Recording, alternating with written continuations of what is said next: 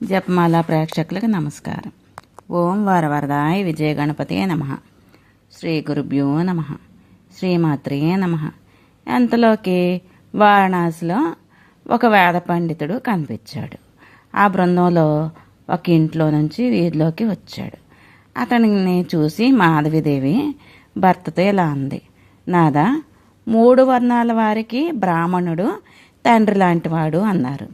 తండ్రి ధనాన్ని కొడుకు నిస్సంకోచంగా తీసుకోవచ్చు.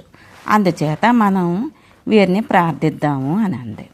దేవి, నేను క్షత్రియుణ్ణి, ఒకరి దగ్గర చేయి చాపను, దానం పట్టను, అప్రతిగ్రహంగా నా నియమం ఇది. నీకు తెలుసు కదా, యాచన అనేది విప్రులకే కానీ మన క్షత్రియులకు కాదు. విప్రుడు సకల వర్ణాల వారికి గురువు, పూజనీయుడు. అందుచేత గురువులను అస్సలు యాచించకూడదు. అందున క్షత్రియులకు అది సుత్రాము తగదు. యాచన, అధ్యయన, దాన, శరణాగత రక్షణ, ప్రజాపాలనలో మాత్రమే క్షత్రియ ధర్మాలు. దేహి అని దీనాలాపం మన నోట రాకూడదు. దదామి అనేది అంటే మాట ఇచ్చాను తీసుకోండి అనే మాటే మన నోటంట రావాలి. అదే ఎప్పుడు నా హృదయంలో ఆడుతూ ఉంటుంది అని హరిశ్చంద్రుడు ఇంకా అంటున్నాడు. ఎక్కడో చోట సంపాదించి కౌశికుడి రుణం తీరుస్తాను, ప్రాణాలు పోయిన యాచన మాత్రం దిగను అని. ఈ మాధవీదేవి మళ్ళీ అంటుంది, నాదా, కాలం అనేది శక్తి స్వరూపం. సమస్థితిని విషమస్థితిని కలిగిస్తూ ఉంటుంది. అవమానాలు సమ్మానాలు చేయిస్తూ ఉంటుంది. పురుషుణ్ణి మహాదాత చేసినా కాలమే చేస్తుంది, యాచకుణ్ణి చేసినా కాలమే చేస్తుంది. మన జీవితం చూడరాదు, క్షణంలో ఎంత తలకిందులైపోయిందో. ఒక విప్రుడి క్రోధం కారణంగా రాజ్యం పోయింది, సుఖాలు పోయాయి. దేవి, కత్తి పుచ్చుకొని నా నాలుక నిలున తీరేసినా సరే అభిమానం చంపుకుంటాను. ఇంక దేహి దేహి అని మాత్రం అనగాక అనను అని. నేను క్షత్రియుణ్ణి, ఎవరిని ఏది యాచించను. భుజబలంతో సంపాదించి మరొకరికి ఇంత ఇస్తాను తప్పించి నేను అలా యాచించను అని చెప్పాను. విభు, యాచనకు నీ మనసు అంగీకరించకపోతే పోనీ, మరో పని చెయ్యి. ఇంద్రాది దేవతలు న్యాయంగా నన్ను నీకు సమర్పించారు. నేను ముమ్మాటికి నీ సొత్తును. నా రక్షణ, పోషణ, శాసన భారాలన్నీ నీవే. అందుచేత నన్ను నమ్మి ఆ డబ్బుతో రుణం తీర్చాను.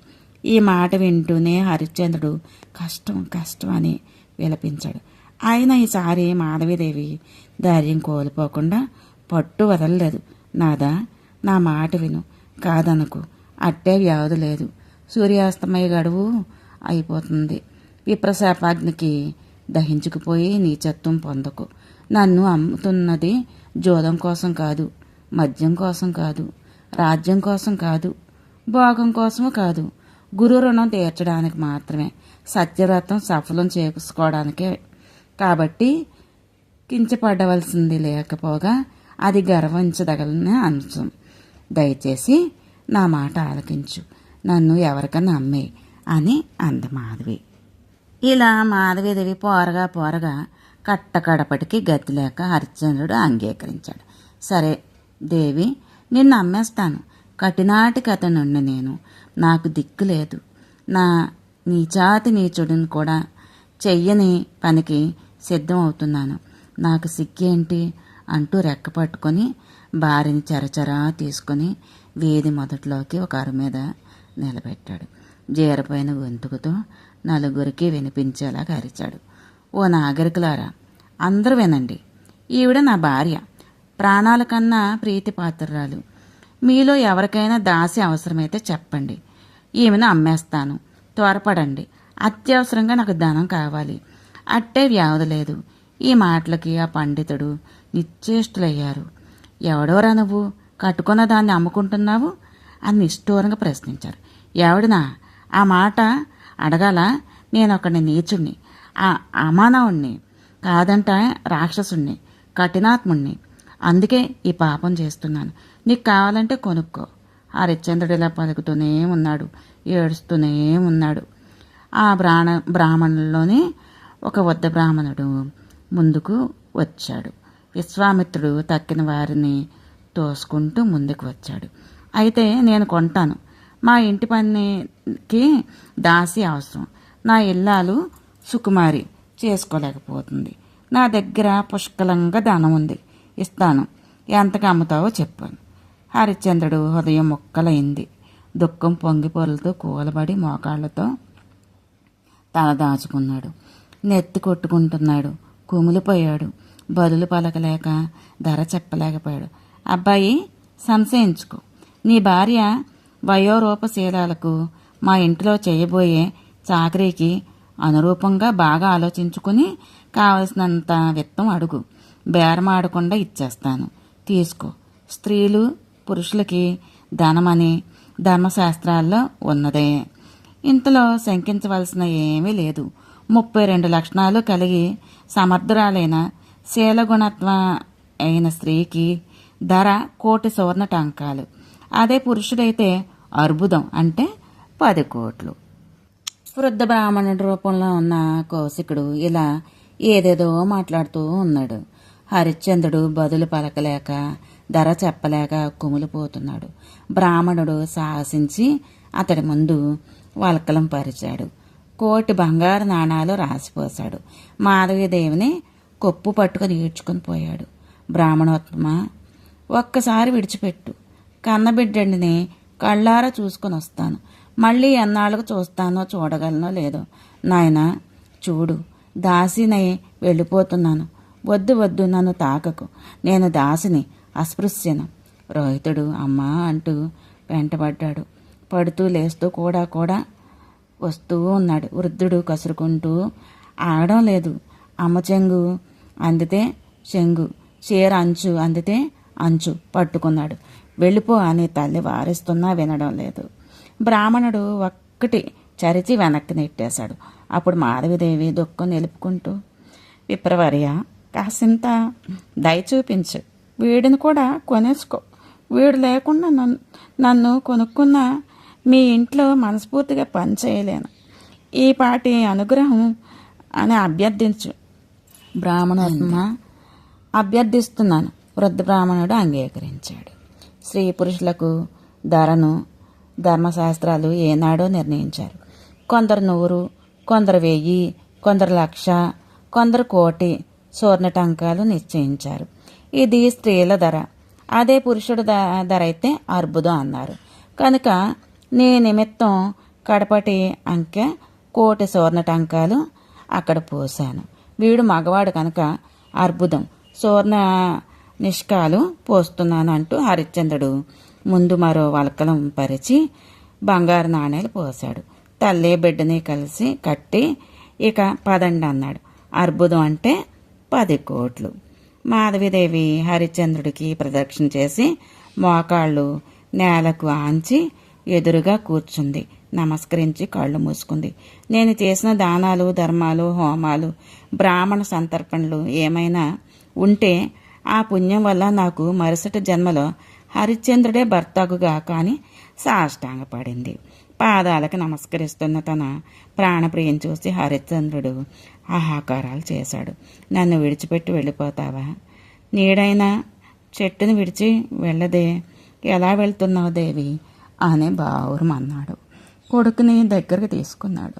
నాయన, నువ్వు వెళ్ళిపోతున్నావా? ఇక నేను ఏమైపోతాను?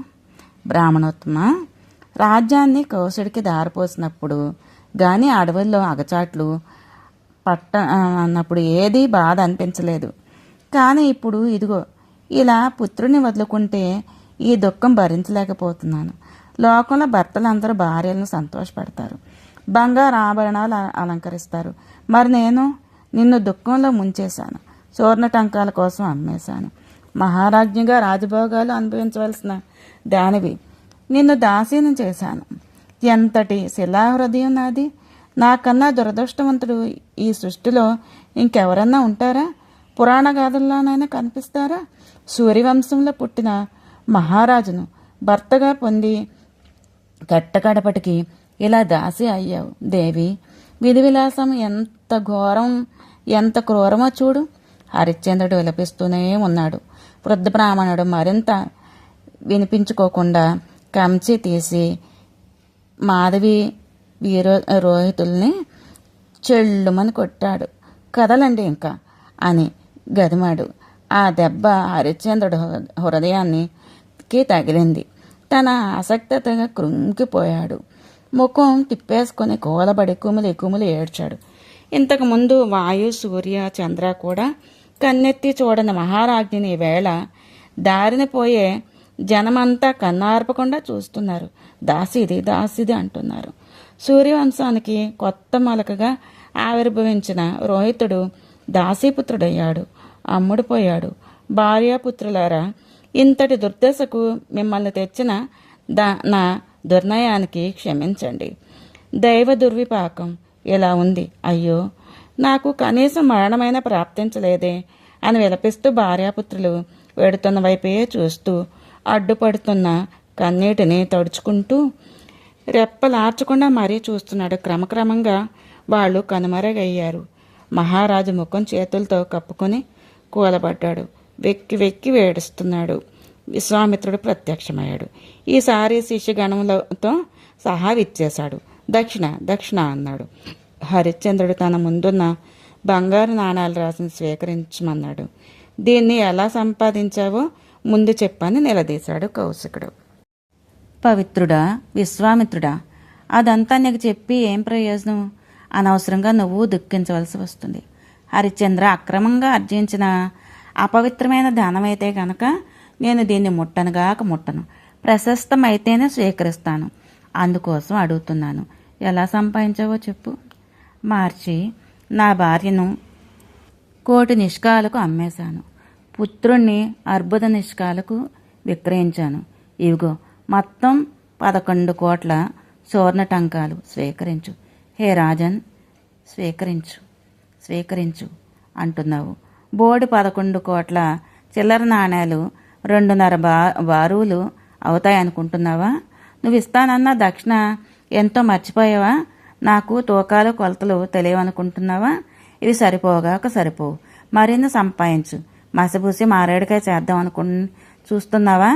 నా తత్వ బలం రుచి చూస్తావా? నా స్వచ్ఛశీలము, నా అధ్యయనము ఎంతటివో తెలుసుకుంటావు.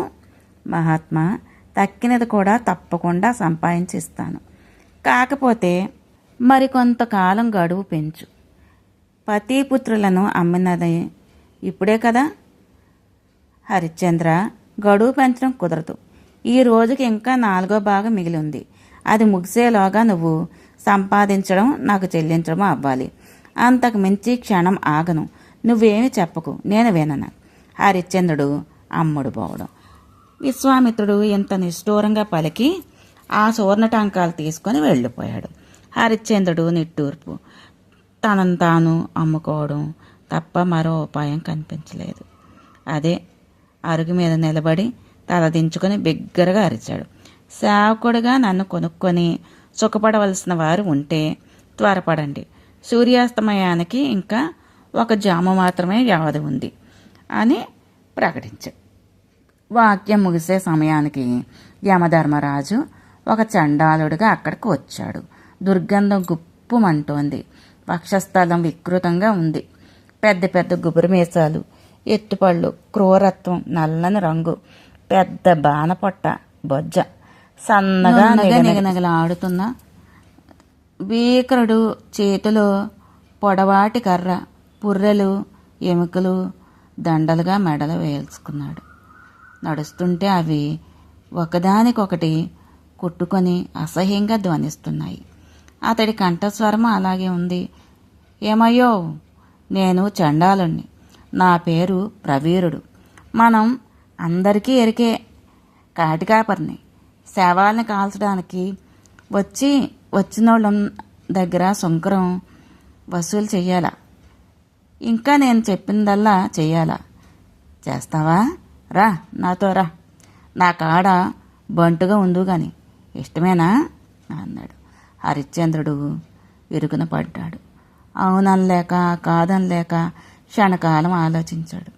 ప్రవీరా, బ్రాహ్మడు గాని క్షత్రియుడు గాని నన్ను కొనుక్కోవాలని ఆశించాను. ఉత్తమ మధ్యమ అధములకు ధర్మాలను కూడా అదే రీతిలో ఉంటాయి అని పెద్దలు చెప్తారు అన్నాడు ఏదో సంశయంతో. ఏమయ్యో, ఆలోచించకుండా మాట్లాడుతున్నావు. అలాంటోడికి అలాంటిదే జరుగుద్ది. కోరింది దొరకదు. అందరిలాగా ఆలోచిస్తే అందరిలాగానే మనమును మాట మీద నిలబడాలా. ఎవడికైనా అమ్ముడు పోతానన్నప్పుడు అమ్ముడు బావాలా. నిజం మాట్లాడితే నువ్వు ఇప్పుడు నాకు అమ్ముడైనట్టే ప్రవీరా. ఆడి తప్పినవాడు అధమాధముడు, భయంకరమైన నరకానికి పోతాడు. అంతకన్నా చండాలత్వమే నయం. నేను మాట తప్పను, సత్యానికి నిలబడతాను. హరిశ్చంద్రుడు ఇంకా ఏదో మాట్లాడబోయేంతలో విశ్వామిత్రుడు ప్రత్యక్షమయ్యాడు. హరిశ్చంద్ర, వీడు చండాలుడైతే అయ్యాడు. కోరినంత ధనము ఇచ్చి నిన్ను కొనుక్కుంటానని అంటున్నాడు కదా, సిద్ధపడు. ఇంకా ఆలోచించడం ఏంటి? వెంటనే తీసుకొని నా దక్షిణ నాకు పడే అని తొందర పెట్టాడు.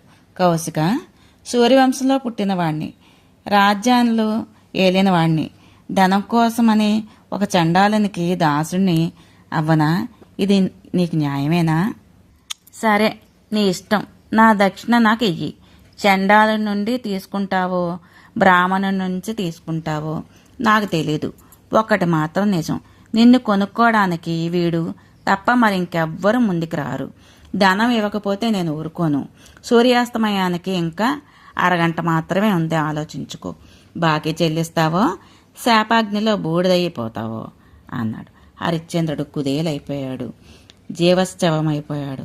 మహర్షి క్షమించు అంటూ కాళ్ళు పట్టుకున్నాడు.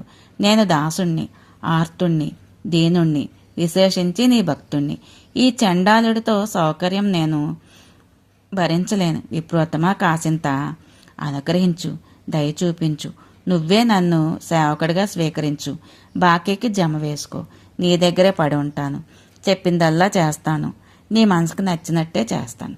హరిశ్చంద్ర, సరే, ఇంతగా బతిమాలుతున్నావు కనుక అంగీకరిస్తున్నాను.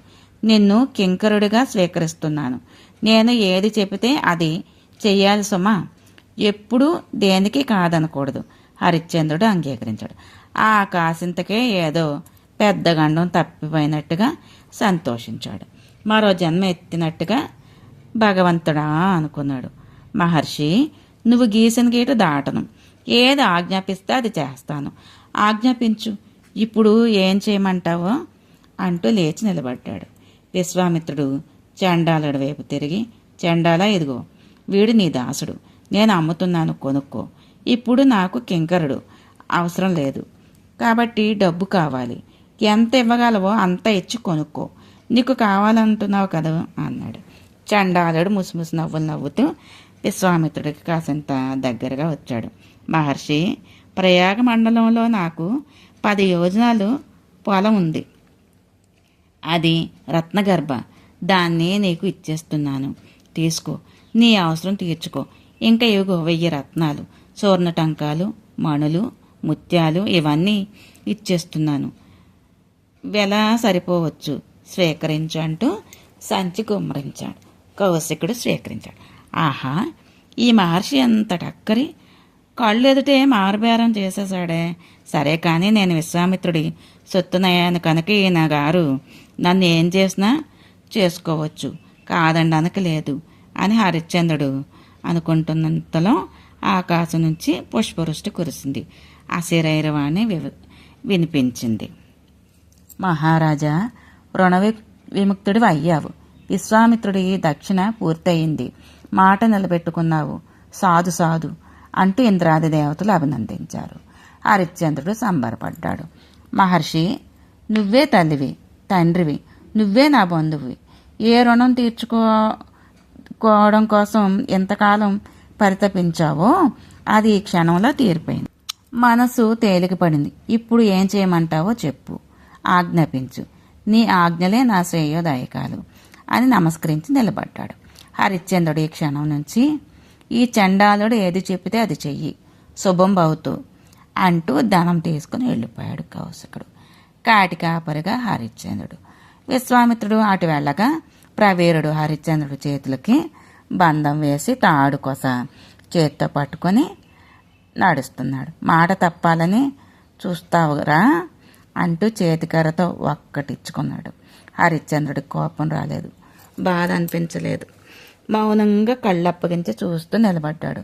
అతడిని ప్రవీరుడు తన పేటలోకి లాక్కొని పోయాడు. గుడిసె ముందు నిలబెట్టాడు. కాళ్ళకు కూడా బంధాలు వేసి అలా వదిలేసి తాను వెళ్ళి గుడిసెలో దూరి కుక్కి మంచం మీద హాయిగా పడుకొని నిద్రపోతున్నాడు. హరిశ్చంద్రుడి ఆలోచనలు సుడులు తిరుగుతున్నాయి. తన జీవిత చిత్రమంతా కళ్ళ ఎదుట కలలాడసాగింది. చివరికి ఇలా చండాలత్వాన్ని దాపురించింది కదా అని విలపించాడు. మాధవిదేవి ఎంతగా విలపిస్తుందో, నానా నానా అని నా కోసం పలవరిస్తున్నాడు రోహితుడు. సముదాయించలేక ఎలా సతమతం అవుతుందో. ఇదిగో వస్తాడు, అదిగో వస్తాడు, బొజ్జగిస్తోందేమో పిచ్చిది. నాకు చండాలత్వం వచ్చిందని తెలియదు కదా. భగవంతుడా, ఎంతటి దుర్దశ రాసిపెట్టావయ్యా మానదుట. నిరంతరం ఇవే ఆలోచనలు. దుఃఖిస్తూ మహారాజు రోజులు గడుపుతున్నాడు. 5వ నాడు చండాలుడికి రవ్వంత దయ కలిగింది. బంధాలు ఇప్పేశాడు. కింకర, ఈ కాశీకి దక్షిణ దిక్కున శ్మశానం ఉంది, అది మనదే. ఈ రోజు నుంచి నువ్వే దానికి కాపలా. వదిలేసి ఎటైనా షికార్లు కొట్టావో జాగ్రత్త. సుంకం సరిగ్గా ఎక్కువ తక్కువ లేకుండా వసూలు చెయ్యాలి. చేయకపోయావా ఇదిగో కర్ర, వీపు పగిలిపోద్ది. గుడిసె వెనకాల ఇంకో పాత కర్ర ఉంది, అది తీసుకో. వీరబాహుడి కర్ర అని అందరికీ చెప్పు. వెళ్ళు, ఇంకా నిలబడ్డావేంటి అన్నాడు. హరిశ్చంద్రుడు కాళ్ళు ఈడ్చుకుంటూ శ్మశానం చేరుకున్నాడు. భయానకంగా ఉంది. కంపు కొడుతుంది. పుర్రెలు ఎముకలు చెల్లాచెదురుగా కాళ్ళకు తగులుతున్నాయి. 4 వైపుల నుంచి పట్టపగలే నక్క కోతలు వినబడుతున్నాయి. గ్రద్దలు రాబందులు గుంపులు గుంపులు వాళ్తున్నాయి. ఈల వేస్తూ ఎగురుతున్నాయి. సగం కాలం శవాలు పళ్ళెక్కిలిస్తున్నాయి. జీవితం శాశ్వతం అనుకుంటూ బతుకుతున్న వాళ్ళని పరిహసిస్తున్నట్టున్నాయి. శరీరాలకు కడపటి సమ్మానం మీదని బోధిస్తున్నాయి. చనిపోయిన వారి కోసం పిలిపిస్తున్న వారు ఆక్రందనాలు గుండెలు పిండేస్తున్నాయి. హా పుత్ర, హా మిత్ర, హా బంధు, హా సోదర, హా ప్రియ, హా పతి, హా మేనల్లుడా, భాగినేయ, హా మాతుల, హా పిత, హా పితామహ, హా మాతామహ, హా పౌత్ర, మమ్మల్ని విడిచి ఎక్కడికి వెళ్ళిపోతున్నావు? తిరిగిరా, ఒక్కసారి కనిపించు అనే ఆర్తస్వరాలు హృదయాలను తూట్లు పొడుస్తున్నాయి. మండుతున్న చితి ఉన్నట్టుండి ఆరుస్తుంది. కొవ్వు కరిగి చుయ్యమంటుంది, చిటపట్టలాడుతుంది. ఒక కల్పాంతమా అనిపిస్తూ దారుణంగా ముందు శ్మశానం. హరిశ్చంద్రుడికి తన వాళ్ళందరూ జ్ఞాపకం వచ్చారు. భృత్యులారా, మంత్రులారా, మీరంతా ఏమయ్యారు? వంశపారంపర్యంగా వచ్చిన రాజ్యం ఏమైంది? హా దేవి, హా పుత్రిక, మీరెక్కడ? నేనిక్కడ. బ్రాహ్మణుడి కోపం మనల్ని దారుణంగా విడదీసింది. కానీ ఇంతకన్నా పచ్చిపడే కష్టం ఏముంది కనుక వస్తే రాని. ధర్మం మాత్రం తప్పను. ఎప్పటికైనా అదే గెలుస్తుంది. అది తప్ప మనుషులకు మరొకటి శుభప్రదం లేదు. ప్రయత్నపూర్వకంగా అందరూ దాన్ని ఆచరించవలసిందే. కష్టాలే రాని, కడగండ్లే రాని, ధర్మం తప్పకుండా తప్పడం వీలు లేదు. హరిశ్చంద్రుడిలా నిశ్చయించుకున్నాడు. క్షణక్షణం మనసు నిబ్బరించుకున్నాడు. వీరబాహుడు చేసిన ఏర్పాటు చెప్పిన పనులు తలుచుకుంటున్నాడు. శ్మశానం 4 జరగల కలెదిరుగుతున్నాడు. అవసరమైతే లకుటాకార కల్పుడే పరుగులు పెడుతున్నాడు. ఇదిగో ఈ శవాన్ని 100 రోకలు సుంకం వచ్చింది. అందులో ఇది నాది, ఇది రాజుది, ఇది చండాలుంది అని విభజిస్తున్నాడు. మసిగుడ్డలా నలిగిపోయి చిరిగిపోయిన ఏకవస్త్రం, భుజం నుంచి కాళ్ళ వరకు జీరాడుతున్న పాత కంబళి, బయటికి కనిపించుతున్న కాళ్ళు, చేతులు, ముఖం అంతటా చితాభస్మం. చేతి వేళ్ళకి అరచేతికి జిడ్డు మసి. అవే చేతులతో ఆకలి తీర్చుకుంటున్నాడు. శవాలకు వేసిన పిండాలు ఆవురావురమని ఆవుగా తింటున్నాడు.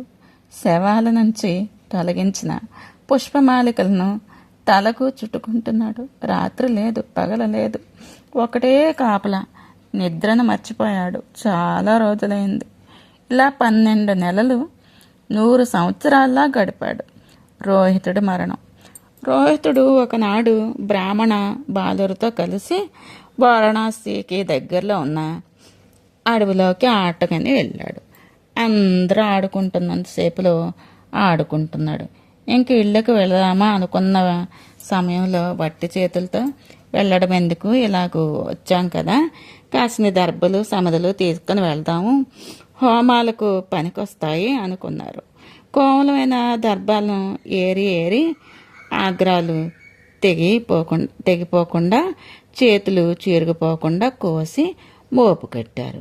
లక్షణాలు సరిచూసి పొడుగులు ఏరి మోదుగులు సమ్మెదలు కట్టలు కట్టారు. రెండింటినీ రోహితుడిని ఎత్తి నగరంలోకి నడవసాగారు. బరువుతో రోహితుడు వెనుకాడుతూ నడుస్తున్నాడు. కొంత దూరంలో వచ్చేసరికి చెరువు కనిపించింది. రోహితుడికి దాహం గుర్తొచ్చింది. మోపు దింపేసుకుని లేక ముందు పెడుతున్న బ్రాహ్మణ బాలుల్ని పిలిచి ధైర్యం చాలలేదు పిలవడానికి.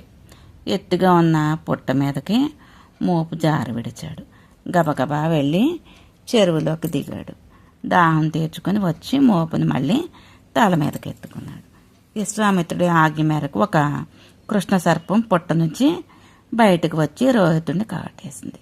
అమ్మా అని దిక్కులు అదిరేలా అరిచి పిల్లవాడు పడిపోయాడు. ప్రాణాలు వదిలేశాడు. ముందు పెడుతున్న బాలురు ఈ కేకను గుర్తుపట్టి రోహితుడికి ఏమో అయిందో అని పరుగున వచ్చారు. పుట్టలోకి పోతున్న తాచుపామును చూశారు. నురుగులు కక్కుతూ గిలగిల్లాడుతున్న రోహితుడిని చూశారు. భయం వేసింది. అందరూ ఒక్క ఉదటిన పరుగులు లంఘించుకున్నారు. రొప్పుతూ రోజుతూ ఇంటికి వచ్చారు. వస్తూనే దాసి మాతో ఆడుకోవడానికి వచ్చాడు కదా రోహితుడు, అడవులో పాము కరిచింది, చచ్చిపోయినట్టున్నాడు అని చెప్పేసి లోపలికి వెళ్ళిపోయి గదిలో దూరి తలుపులు వేసుకున్నారు. మాధవీదేవి నెత్తి మీద పిడుగుపడ్డట్టయింది. మొదలు నరికిన అరటి చెట్టులాగా ఒరిగిపోయింది. స్పృహ కోల్పోయింది. వృద్ధ బ్రాహ్మణుడు వచ్చి ముక్కు మీద నీళ్లు చల్లాడు. తెలివి వచ్చింది. ఓలున విలపించింది. ఏం చెయ్యాలో తెలియలేదు. అలా ఏడుస్తూ కూర్చుంది.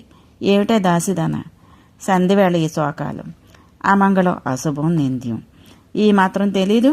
10 మందిలో కళకళలాడుతున్న ఇంటిలో ఈ వేళ ఎప్పుడు శోకాలు పెడుతున్నావు, సిగ్గులేదు దుర్మార్గురాల అని క్రూరంగా కసురుకుంటున్నాడు బ్రాహ్మణుడు. మాధవీదేవి నోరు మెదపలేకపోయింది. ఏం జరుగుతుందో చెప్పాలని కూడా తోచలేదు. నోరు నొక్కుంది, విలపిస్తోంది, తల బాదుకుంటుంది. జుట్టు ముడి వీడి చెల్లాచెదరైంది. అసలే మలిన వస్త్రాలు, ఒళ్ళు తెలియకుండా నేల మీద పడి దొరులుతోంది. ఏడుపు దెయ్యం పట్టిందలా విలపిస్తుంది. బ్రాహ్మణుడికి అది అసహ్యం అనిపించింది. కోపం చుర్రుమంది. దుష్టురాలా, 1,000,000 నిష్కాలు నీ మొగుడి మొహాన పోసి కొన్నాను. ఇంకా ఏడాది కాలేదు, అప్పుడే నన్ను ముంచేసేవన్నట్టున్నావు. ఇంటి పనులు చేయడానికి అంత ఓపిక లేని దానివైతే నా సొమ్ము ఎందుకు తీసుకున్నారే? వెళ్ళు, పట్టుకొని రా నా డబ్బు.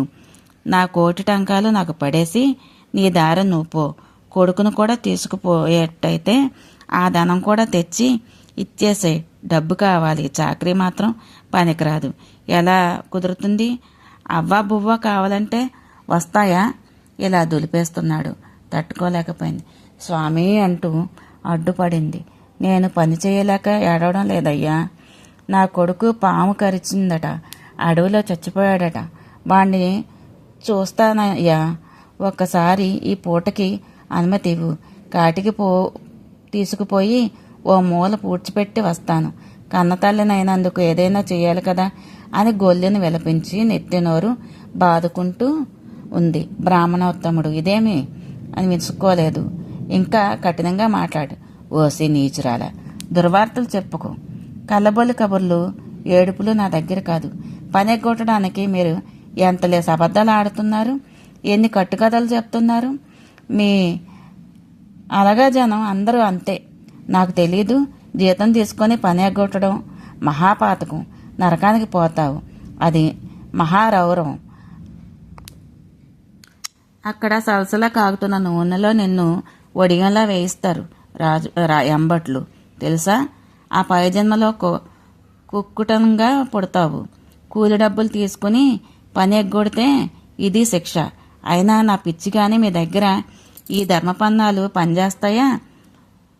ఉసరక్షేత్రంలో వ్యవసాయం చేసినట్టే. ఇదిగో ఆఖరిసరిగా చెప్తున్నాను, నీ ఇష్టం. పాపము, పరలోకము లాంటి భయాలు ఏమైనా ఉంటే ఒళ్ళు వంచి పని చెయ్యి, లేదంటే దయచెయ్యి.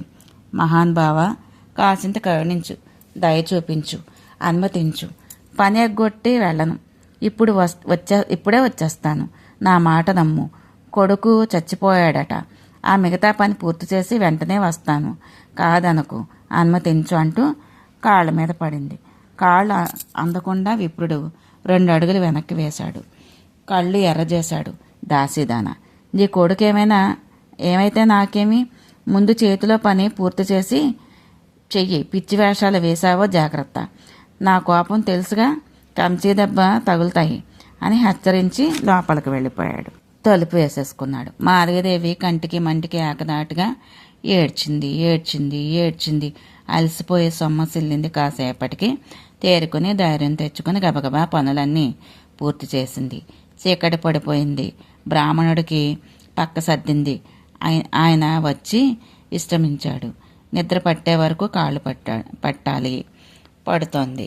అప్పటికి దయ కలిగింది ఆ కపట బ్రాహ్మణుడికి. ఒసేవ్, ఇప్పుడు వెళ్ళు, నీ కొడుకుని చూసుకో. చచ్చిపోయాడంటున్నావుగా, వెళ్ళు. దహన క్రియలన్నీ అవి పూర్తి చేసి త్వరగా వచ్చేయి. తెల్లవారుజామున పాచి పనికి అందుకోవాలి సుమా. ఆలస్యం అయితే ఊరుకునేదే లేదు. వెళ్ళిరా అన్నాడు. అనడమేమిటి, అడవిలోకి పరుగు తీసింది ఆ పిచ్చి తల్లి. అసలే కారు చీకటి, ఆ పైన కన్నీరు దారి తెలియడం లేదు. కాళ్ళు చీరుకుపోతున్నాయి. ఎక్కడికి వెళుతుందో తెలియడం లేదు. ఆయన పరుగు నడక. పుత్రక, రోహిత అని ఓపిక కొద్దీ అరుస్తోంది. ఎలుగెత్తి పిలుస్తోంది.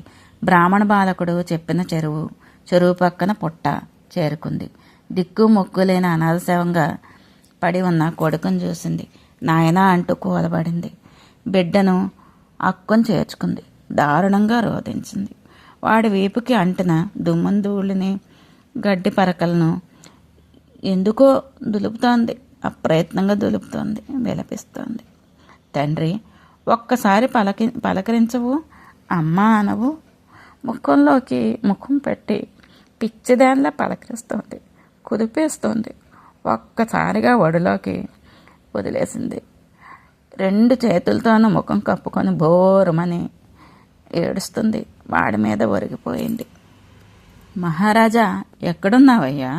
చూడు, నీ కొడుకేమయ్యాడో. నాకు ప్రాణం కంటే తీపి అనేవాడివి. నన్ను విడిచిపెట్టి వెళ్ళిపోయాడు అంటూ మళ్ళీ రోహితుడి ముఖాన్ని తన చేతులకు తీసుకుంది. కొన ఊపిరి ఉందేమో, బతుకుతాడేమో అని ఆశ పరిశీలించింది. నోరు విడదీసింది. ప్రయత్నించింది. ముక్కు దగ్గర వేళ్ళు కదిపి చూసింది. కనురెప్పలు విప్పార్చింది. మంచు ముద్దలాగా గడ్డ కట్టుకుని పోయింది. శరీరాన్ని తడిమి చూసింది. అరికాళ్ళలో రుద్ది వేడి పుట్టించడానికి ప్రయత్నం చేసింది. అయ్యో నాన్న అంటూ మీద పడి ఏడ్చేసింది. స్పృహ కోల్పోయింది. అంతలోకి తేరుకుంది. పిచ్చిదోరని పడింది. నాయనా రోహిత, ఇక నిద్ర చాలు, లేవయ్యా. ఇది అడవి, అర్ధరాత్రి అయింది. నీ మిత్రులందరూ ఇళ్లకు వెళ్ళిపోయారు. భూతప్రేత పిశాచాలు అరుస్తున్నాయి. భయం వేయడం లేదా? లేనాయనా, మన కూడా ఇంటికి వెళ్ళిపోదాం. ఉలకు పలకు ఇదేంటమయ్యా? ఇది నా మీద కోపం వచ్చిందా? మీ కన్న తల్లినిరా నేను. గుర్తుపట్టలేకపోతున్నావా? రాజ్యం పోయినా, భర్త నన్ను అమ్మేసినా, దాసీత్వం సంక్రమించిన, కేవలం నిన్ను చూసుకుంటూ బతుకుతున్నానురా. ఇలా దగా చేసి వెళ్ళిపోతావు అనుకోలేదురా అని నీ జాతకం అమోఘమని, దీర్ఘాయుష్ అని, మహారాజు అవుతావని, పుత్ర పౌత్రాభివృద్ధిగా వంశం నిలబెడతావని, మహావీరుడవయ్యి దాన ధర్మాలు చేసి కీర్తి గడిస్తావని, తల్లిదండ్రులను సంతోషపెడతావని దైవజ్ఞులు లెక్కలు కట్టి చెప్పినదంతా అబద్ధం అయిపోయిందిరా. నీ అరచేతులలో అరికాళ్ళలో కనిపించే చక్రాలు, మధ్య కలస, చామర చిహ్నాలు అన్నీ వ్యర్థమైపోయినట్టేనా? సాముద్రిక శాస్త్రాన్ని పరిహసించినట్టేనా? రాకుమారా, నీ రాజ్యమైంది, మంత్రులేరి, సింహాసనం ఎక్కడ, ఛత్రచామరాలు ఏవి, నీ సైన్యం ఏది, అయోధ్య ఏది, భవనాలు ఏవి, రథాశ్వగజాలు ఏవి, ప్రజలేరి? వీటిని అన్నింటినీ విడిచిపెట్టి, నన్ను విడిచిపెట్టి ఎక్కడికి వెళ్ళిపోయావరా నాదా? ఎక్కడున్నావో త్వరగా రావయ్యా. నీ కొడుకు కడసారిగా నీ కొడుకుని చూసుకోవయ్యా. నిన్ను కౌగిలించుకొని తన బొట్టుని నీ గుండెలకు అందించిన ప్రియపుత్రుడు నిర్జీవంగా నేల మీద పడి ఉన్నాడు. వచ్చి కౌగిలించి ఎత్తుకోవయ్యా. కస్తూరి చందనాలు పులుముకున్న దేహాన్ని దుమ్ము ధూళి అంటుతాయని జంకుతున్నావా? ఇది మనకు కొత్త. ఈవేళ జంకడానికి మట్టి తింటున్న బిడ్డడిని నోటిలో నోరు పెట్టి ముద్దాడిన వాళ్ళంక ఈవేళ ముఖం మీద ఈగలు ముసురుతున్నాయి, ఆ ఒంటి మీద పురుగులు పాకుతున్నాయి. నాదా, ఏ జన్మలో ఏ మహాపాపం చేశావో ఈవేళ ఇలా ఒంటరిగా ఫలం అనుభవిస్తున్నాను. నువ్వు కూడా దగ్గర లేని సమయంలోనే ఈ దారుణం జరగల. స్వామి, నువ్వు పలకవు, తనయ నువ్వు పలకవు, నాకేది దిక్కు? దైవమా ఏమిటి? దైవమా ఏమిటి ఈ విషమ పరీక్ష? హరిశ్చంద్రుడు ఈ భార్యకు మరణదండన. మాధవీదేవి విలాపాలు అడవిలో మారుమ్రోగి గింగిర్లు తిరిగి నగరపాలకులు చెవికి సోకాయి. వాళ్ళు ఆశ్చర్యపోతూ పరుగు పరుగున వచ్చారు. ఎవరి అమ్మ నువ్వు? ఈ బాలుడు ఎవడు? నీ భర్త ఎవరు? ఈ అర్ధరాత్రి వేళ ఈ అడవిలో ఇలా రోధిస్తున్నావేంటి? ప్రశ్నలు గుచ్చుగుచ్చు అడిగారు. సమాధానం లేదు, ఏడుపు లేదు. స్పృహ కోల్పోయి బిర్ర బీసుకుపోయింది. వాళ్లకు అనుమానం వచ్చింది. శరీరాలు రోమాంచితమయ్యాయి. మరోవైపు భయము ఆవరించి పరస్పరం గుసగుసలాడుతూ, ఇది స్త్రీ కాదు, పిశాచి, బాలగాతిని. లేకపోతే ఇలా అర్ధరాత్రి అడవిలో ఒంటరిగా కూర్చుంటుందా?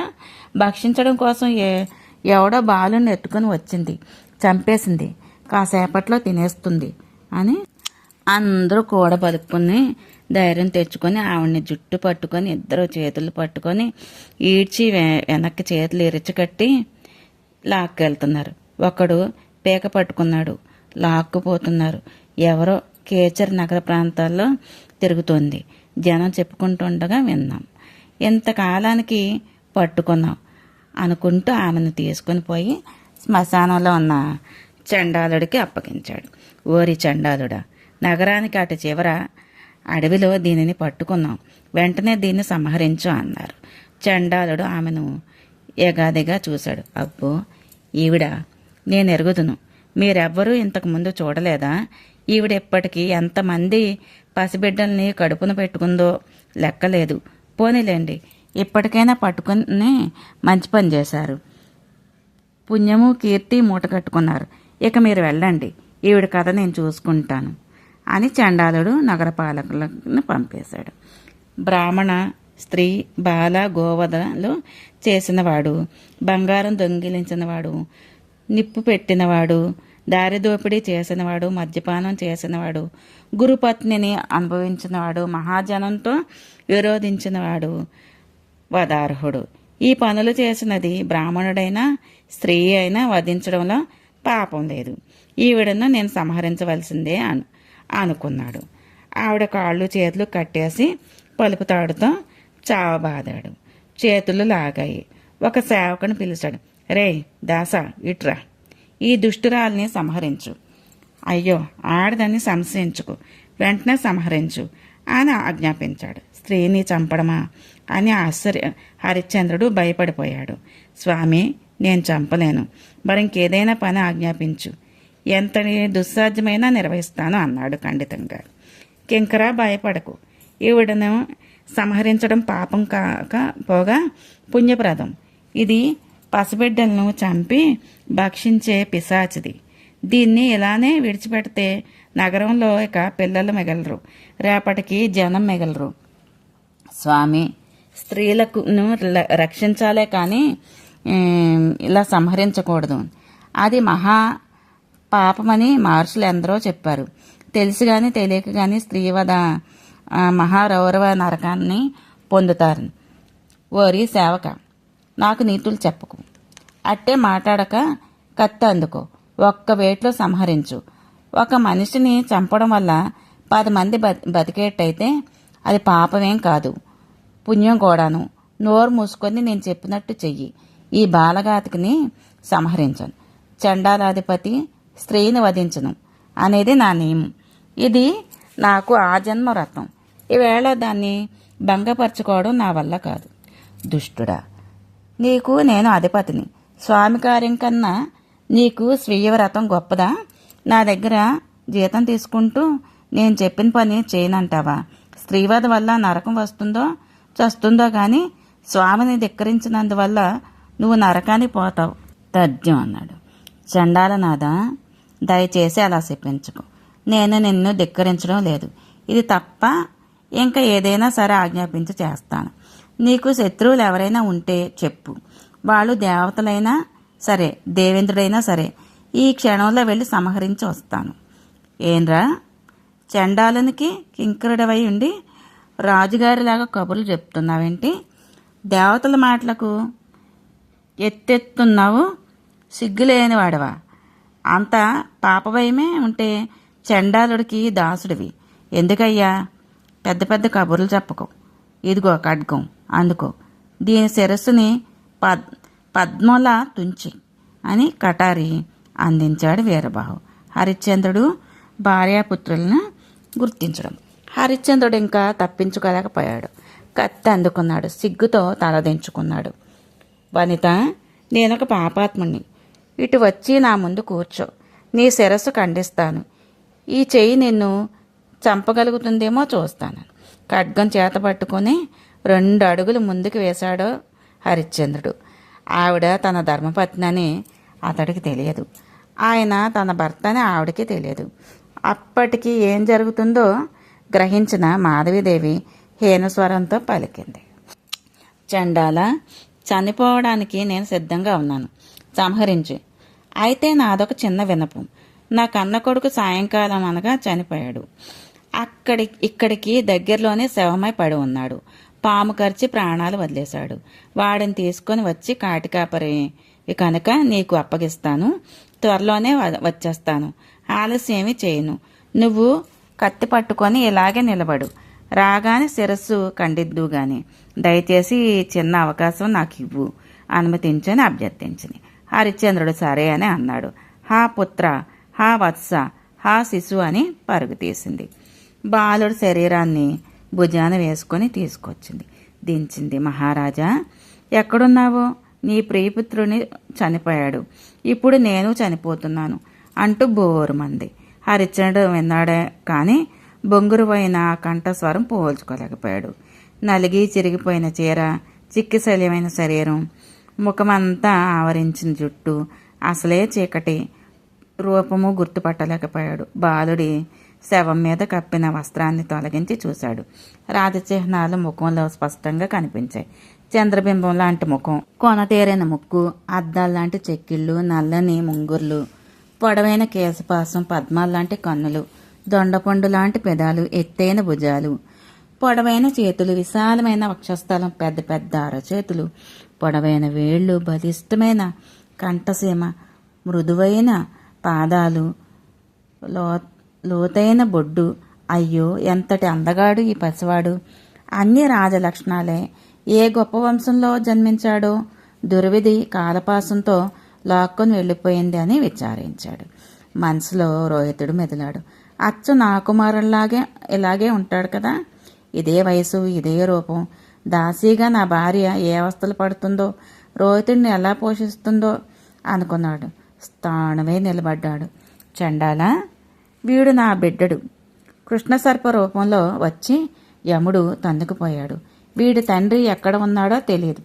నాకు ఈ దురవస్థ వచ్చింది అంటూ శవాన్ని గుండెల్లో హత్తుకొని బావురుమంది.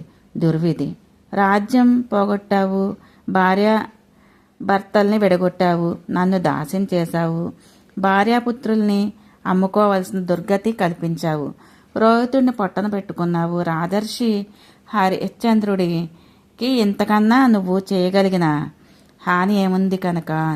ఈ మాట చెవికి సోకగానే హరిశ్చంద్రుడు అదిరిపడ్డాడు.